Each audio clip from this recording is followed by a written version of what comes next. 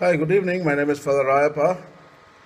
Today I'm going to talk about ecology and interreligious dialogue from Federation of Asian Bishops Conference perspective, FABC's perspective.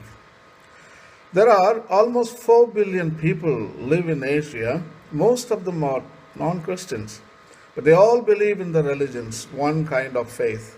Zoroastrianism, Hinduism, Shintoism, Buddhism, Jainism, Confucianism, Taoism, and Sikhism, so on and so forth. God's business is flourishing in Asia, and people are surrounded by not one God, but hundreds of them. There is not a single moment passing without being pelted by spirituality of some kind, yet in perfect harmony, not causing division, unity in diversity. Evangelii Nunciandi, paragraph number 13, rightly notes that the Christian finds himself continually evangelizing and being evangelized by his partners in dialogue. 13th century Sufi Jalaluddin Rumi, an Islamic mystic, put it so beautifully: lovers of God have no religion but God alone. Lovers of God have no religion but God alone.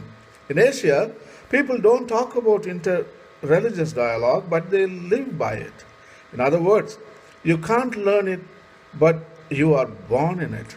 Inter-religious dialogue in Asia is a mindset, lifestyle, attitude, habit forming, or I would like to call it as an Asian Christian behavior. That is true, Asian Christian behavior. Earliest record of interreligious dialogue can be found in the book of Jonah. It's about 600, 700 years before Christ. The period known as the Axial Age, where the Hebrew God employs threefold dialogue between him and people of Nineveh. Yahweh versus Ashur or Istar, that is the Assyrian god Istar, that is the dialogue with religions. Jews and Assyrians, dialogue with cultures. Humans and countless animals, dialogue with the poor and the rest of creation. The context was the intended destruction of Nineveh with humans and animals and ecology, but God commissioned the Hebrew prophet Jonah to proclaim a message of repentance to the Assyrians. Jewish nationalism, however, blinded both God's prophets and covenant people to God's worldwide purposes of salvation because they thought God is only for them. The story of Jonah is one of the clearest demonstrations in the entire scriptures of God's love and mercy for all of creation, not only humankind, not only Jews. In the chapter 4, God's love and grace are contrasted with Jonah's anger and lack of compassion. He is unhappy with the good results of his message because he knows God will now spare Nineveh. God uses a plant, a worm, and a wind to teach Jonah a lesson in compassion. Jonah's emotions shift from fierce anger to despondency, then to great joy, and finally to despair. God assures to Jonah that he is the lover of creation and he intends to save all life in Nineveh. Jonah chapter 4, verse 10 to 11. Should I not pity Nineveh, that great city in which are more than 120,000 persons and also much livestock?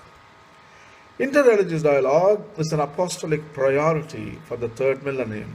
Vatican Council's Gaudium et Spes approves the importance of interreligious dialogue.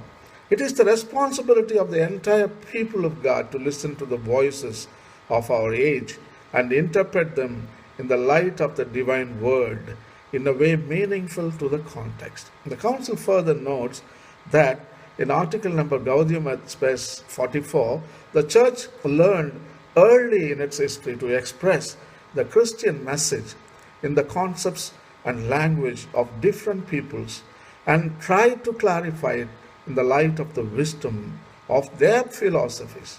It is possible to create in every country the possibility of expressing the message of Christ in suitable terms and to foster vital contact and exchange between the church and different cultures. In the first post-synodal apostolic exhortation, Ecclesia in Asia, 1999, Pope St. John Paul II writes as follows: ecumenical dialogue and interreligious dialogue constitute a veritable vocation for the church in Asia, number 29. In 1974, the bishops of Asia considered matters of common concern for the church in Asia and set forth a threefold dialogue, namely dialogue with the cultures, dialogue with religions, and with the poor of Asia. These are the areas in which much of theological reflection has taken place in Asia. To this, other concerns of more recent origin like ecology, globalization, etc., also have been added.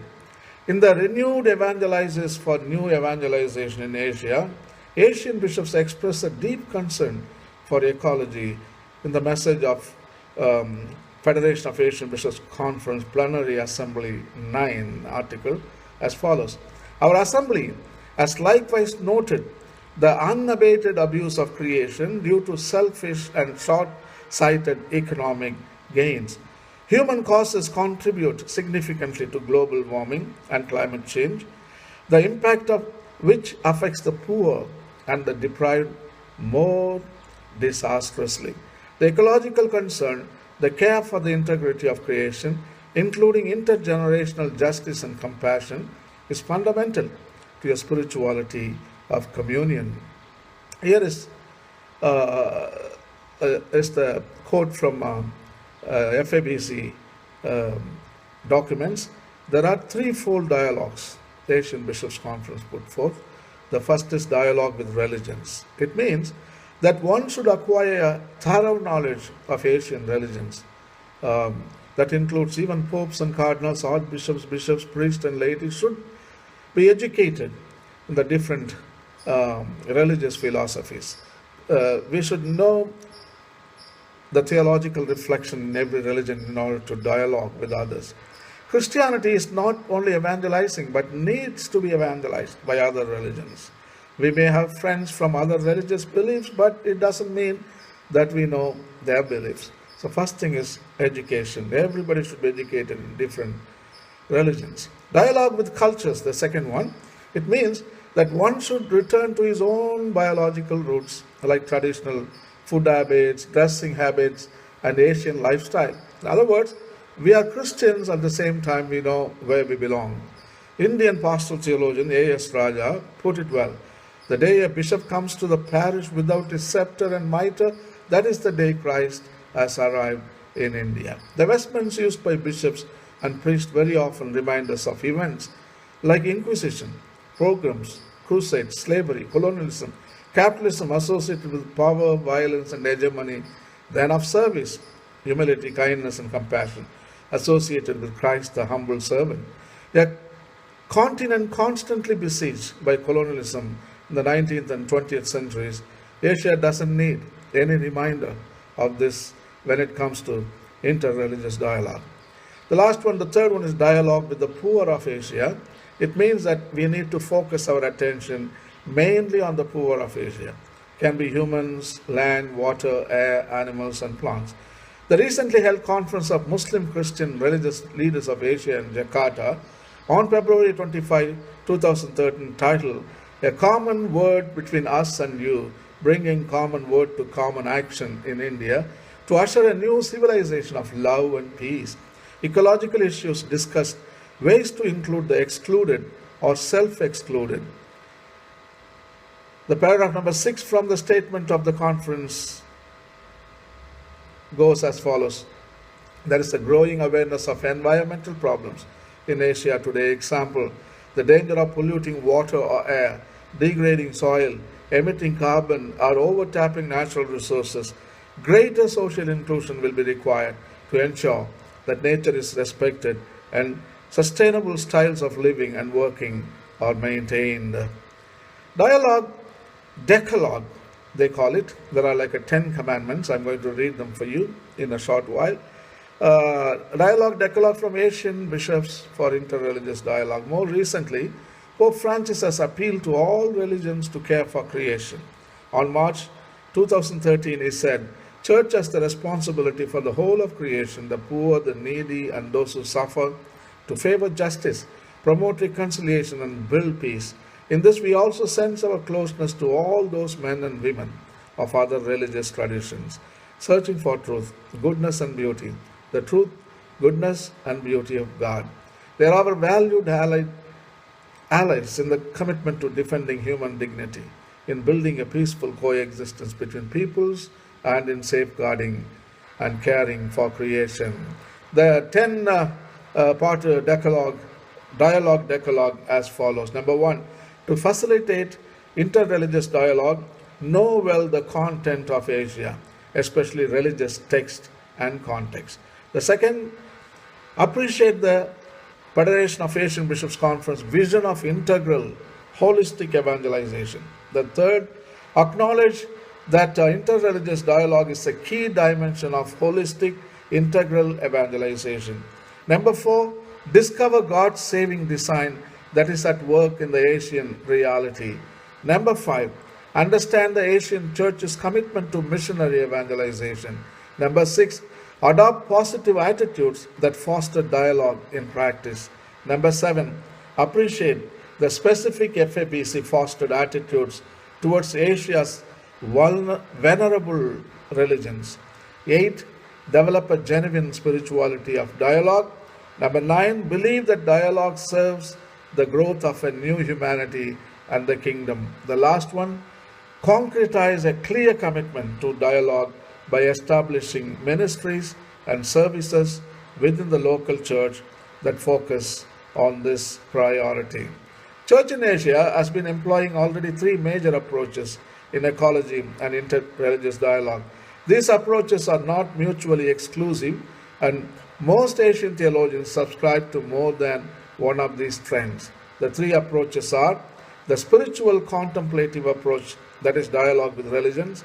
The second one is the philosophical theological approach, that is dialogue with cultures. The third one is the socio-political approach, dialogue with the poor of Asia. So, a good dialogue can lead all of us to the right direction. So, Archbishop Thomas Menamparambil puts it so beautifully. The outcome is so beautiful of interreligious dialogue. He writes as follows: successful interreligious dialogue should create a sense of security, not tension. It enhances identity, not cause alienation. It creates social harmony, not disaffection. It provides a sense of purpose and direction, not theological deviation and an irresponsible leap into the dark. The more a Christian community engages in interreligious dialogue, the more it becomes open to the universal truth. And thank you.